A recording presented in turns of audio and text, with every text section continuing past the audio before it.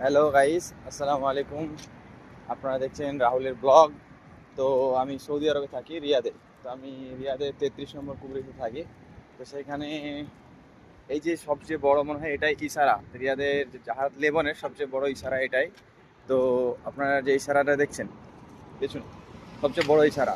এত পরিমাণ ভিড় হয়, গাড়ির ভিড় দেখছেন তো ভাই। সৌদিতে মনে হয় মানুষের চেয়ে গাড়ি বেশি, এত পরিমাণ ভিড়। ভাই আমি গেছিলাম একটু টিফিন করার জন্য, এই চা কেনার জন্য। সৌদি যেরকম পয়সাও আছে না, সেরকম দেখো এই এক কাপ চায়ের দাম ইন্ডিয়ান মানিতে 50 টাকা, এক কাপ চা। আর এই যে ভিতরে চিপস আছে, এগুলো আছে।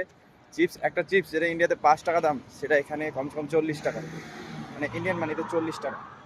এরকম জিনিসপাতি এখানে প্রাইস।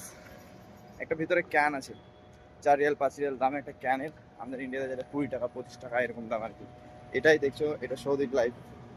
এক কাপ চায়ের দাম যেখানে আমাদের ইন্ডিয়ায় 5 টাকা, সেখানে এখানে 50 টাকা। তো ভাই এটাই তোমাদেরকে বাস দেখালাম, ছোট্টখাটো একটা জিনিস।